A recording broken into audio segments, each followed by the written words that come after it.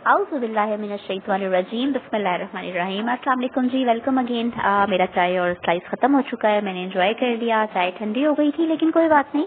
अच्छा, अब जनाब वादे के मुताबिक अपना 9 और 10 क्वेश्चन करते हैं और फिर टाटा गुड बाय। मैंने आज वैसे वो भी करनी थी, कभी या नौजवान मुस्लिम की भी तशरीह करनी थी लेकिन वो नहीं हो सकी, बिजी रही आज का दिन भी। ठीक है, तो इंशाल्लाह कोशिश करूंगी कि कल हो जाए। लेकिन ये जो है क्वेश्चन नंबर 9 और 10 ये तो मैं भी आपको करवा के फारिग करती हूँ। ठीक है। अच्छा, क्वेश्चन नंबर 9 कहता है the letters a and b are to be replaced by positive integers. ये जो ए और बी है, a upon 5 is equal to 7 upon b है। आपने यहाँ पे ए और बी को पॉजिटिव इंटीजर से रिप्लेस करना है। जब भी क्वेश्चन डिमांड करे इंटीजर, इसका मतलब आपका आंसर डेसिमल में कभी ना हो, यानी जो भी चीज आपने करनी है वो डेसिमल में नहीं हो सकती। ये कंप्यूटर के बच्चों को भी पता होगा, हम प्रोग्रामिंग में इंट यूज करते हैं, इंट का मतलब इंटीजर। ठीक है, जो चीज डेसिमल में नहीं आएगी। अब वो कहता है कैसे आपने रिप्लेस करना है so that the equation is correct, कि ये जो इक्वेशन है ना, a upon 5 is equal to 7 upon b, ये करेक्ट है। यानी कि अगर मैं कहूं कि मैं a को 8 लगा दूं और मैं b को 10 लगा दूं तो ये हो जाएगी 8 upon 5 is equal to 7 upon 10, जो कि बिल्कुल ही इनकरेक्ट है। ठीक है, ये नहीं हो सकता, ये नहीं मैंने करना। ठीक है, अब या तो मैं कर दूं कि जी a को मैं 5 कर दूं, b को 7 कर दूं, तो 5 upon 5 is equal to 7 upon 7, यानी 1 इज इक्वल टू 1, राइट। लेकिन इस तरह करने में ना गलतियों का चांस बहुत है। मैं आपको सीधा सिंपल आसान तरीका बताती हूँ, उसमें गलती नहीं होगी। अब वो कहते हैं in how many different ways can this be done, ये आप कितने तरीकों से कर सकते हैं। ठीक है, तो पहले मैं अपना पेन एक्टिव करूँ। आ जाए जी पेन जी, हम एक्टिव हो जाएं। चलिए मैं कोई ब्लैंक जगह निकालते हैं। अच्छा, अब वो ये कहता है पहले मैं अपनी इक्वेशन लिख लूँ, a upon 5 is equal to 7 upon B. अब बास बच्चे इसको करेंगे, a को कुछ और b को कुछ रखेंगे, वो भी सही है लेकिन उसमें गलती का चांस है। मैं क्या कर रही हूँ, मैं इसको क्रॉस मल्टीप्लाई कर रही हूँ, यानी इसको मैं डिनोमिनेटर ही खत्म कर रही हूँ। मैं कह रही हूँ a b is equal to 35, यानी 5 7 35। अब आपको सामने नजर आ रहा है कि a और b दो इंटीजर्स हैं जिनको मैं मल्टीप्लाई करूंगी 35 आ जाए। तो भाई सादे सादे 35 के फैक्टर्स बना के देख लें। पहला फैक्टर 1, दूसरा 5 और 7 का पेयर, और 1 के साथ पेयर था 35 का। कितने फैक्टर्स आए? 4, तो 4 ही इसका आंसर है। अब 4 आंसर कैसे है ये मैं आपको बता देती हूँ। अगर आप a को 1 रखें और b को 35 रखें तो 135 35। अगर आप a को 35 रखें, b को 1 रखें, तब भी आंसर 35। अब दूसरा पेयर ले लें, a को 5 रखें, b को 7, 5 7 35। अब 7 को a ले लें, 5 को b ले लें, तो भी 7 5 35। तो हर हाल में आंसर 4 आ रहा है, यानी कि इसके जितने भी पॉसिबल फैक्टर्स होंगे वो इसका आंसर होगा। हम उतने वेज में ये कर सकेंगे। ठीक है, क्लियर? चले अब हम जाते हैं क्वेश्चन नंबर 10 की तरफ, जो आज का हमारा लास्ट क्वेश्चन है। बहुत ही मजे का है वो भी। हाय अल्लाह जी, कैंसिल जी, डिस्कार्ड करना था। हो जाओ जी डिस्कार्ड। चलो जी, अब ये क्वेश्चन नंबर 10 कहता है after having play 200 games of chess, कितनी गेम्स खेली हैं चेस की? 200। My winning rate is exactly 49%। Winning rate कितना है? 49%। वो कहता है what is the smallest number of extra games, कितनी एक्स्ट्रा गेम्स खेलनी पड़ेंगी I need to play to increase my winning rate to exactly 50%। भाई अब एक रेट तो आपको गिवन है ना, 200 गेम्स खेली है, 49% विनिंग रेट है, आप इसको तो 50 नहीं कर सकते। वहां से गेम्स भी बढ़ेंगी और उसकी winning games, number of games बढ़ेंगी और फिर नंबर ऑफ विनिंग गेम्स भी बढ़ेगा। ठीक है, तो हम क्या करते हैं, हम अपना पेन एक्टिव करते हैं और स्टार्ट कर देते हैं काम। मिनटों का सवाल है। अब टोटल गेम्स कितनी थी? टोटल गेम्स थी 200। विन कितनी की? 49%। तो कितनी टोटल हो गई? 49%। कितना हो गया 200 का भाई? 49 upon 100 multiply by 200, multiply by 200। ये 200 के 2 जीरो इससे कट गए। 49 को 2 से मल्टीप्लाई किया तो ये आ गया आपका 98। तो टोटल गेम्स उसने कितनी विन की है? 98। अब हम अपना काम शुरू करते हैं, इसको रेस करते हैं ताकि मेरे पास स्पेस हो जाए राइटिंग के लिए। किधर गया? ठीक है, अच्छा टोटल गेम्स में यहाँ लिख देती हूँ। टोटल उसने खेली 200 और विन की है कितनी? 98। ठीक है, लूज वैसे कितनी की है? काम है नहीं लूज का, 102। ठीक है, अब क्या हो रहा है, गेम्स एक गेम उसने और खेल ली, यानी गेम्स 200 से 201 हो गई और वो उसने जीत ली। विनिंग रेट 98 से 99 हो गया। एक गेम उसने और खेल ली, विनिंग रेट 100 हो गया। अब गौर से देखें, क्या 100 एग्जैक्टली 202 का 50% है? नहीं, नंबर ऑफ गेम्स भी बढ़ाते जाएं और विनिंग रेट भी बढ़ाते जाएं।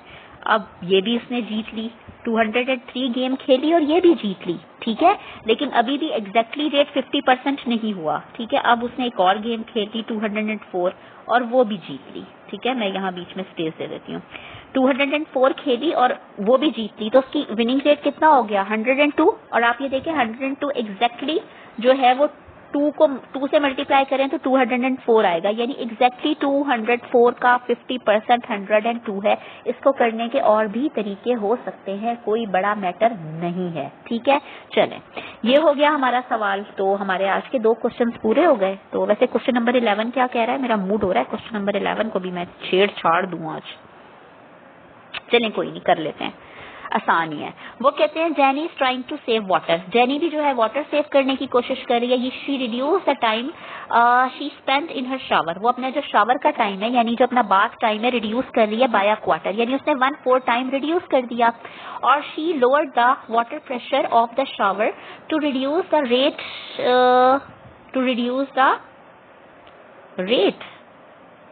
The water comes out of the shower head. ये जो शावर हेड से वाटर आ रहा है उसको भी रिड्यूस कर दिया, कितना बाय क्वार्टर। अपना नहाने का टाइम पीरियड भी उसने क्वार्टर रिड्यूस किया है और जो शावर हेड से वाटर का फ्लो है उसको भी क्वार्टर रिड्यूस किया है। वो कह रहे हैं by what fraction did jenny reduce the total amount of water she uses for a shower. अब उसने टोटल कितनी फ्रैक्शन रिड्यूस की है भाई, आप परेशान नहीं होइएगा। उन्होंने हमसे ना टोटल वाटर की कंजप्शन नहीं पूछी, इसलिए नहीं पूछी कि हमें दी ही नहीं है, जो चीज दी नहीं है वो पूछेंगे कैसे।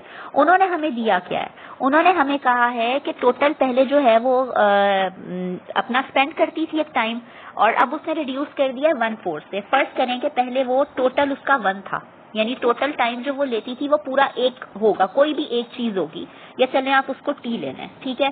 अब उसने अपना टाइम रिड्यूस कर दिया 1/4, यानी अब उसका टाइम हो गया टी में से आपने 1/4 टी माइनस किया तो आपका टाइम क्या आ गया, आपका टाइम आ गया 3/4, ठीक है। अब आपकी फ्रैक्शन जो वो शावर में टाइम स्पेंड कर रही है वो है 3/4, यानी फ्रैक्शन 3/4 जितना पहले कर रही थी उसकी 3/4 फ्रैक्शन। फर्स्ट करें सॉरी, पहले वो वाटर का फ्लो था, उसका फ्लो मैं वाटर के फ्लो के लिए लिख रही हूँ, आप उसके वाटर का फ्लो था पूरा 1, ठीक है, 1 था। अब या एफ था, एफ कह लें आप, चलें ठीक है, एफ था। तो अब जो है उसने रिड्यूस कर दिया 1/4 से, तो जाहिर बात है कि पहले एफ था, अब उसने 1/4 से उसको रिड्यूस कर दिया, वो 1/4 फ्रैक्शन रिड्यूस की ना, तो अब वो कितनी फ्रैक्शन यूज कर रही है वाटर के फ्लो की, 3/4 फ्रैक्शन। अब उसका टाइम भी 3/4 है और वो जिस वाटर जो उसके हेड से आ रहा है ना शावर के, वो भी 3/4 है, ठीक है। अब हमारे पास दोनों 3/4 आ गया। मैं इसको रेस करती हूँ ताकि मेरे पास जगह हो जाए। तो पहले वो वाटर, अच्छा एक चीज नोट करें कि आप लोग जब कहते हैं कि मेरे पास इतने पैसे थे मैंने इतने खर्च किए, तो आप खर्च आपके पास जितने होते हैं टोटल उसमें से आप अपनी स्पेंड को माइनस करते हैं तो आपके पास सेव्ड अमाउंट आ जाती है।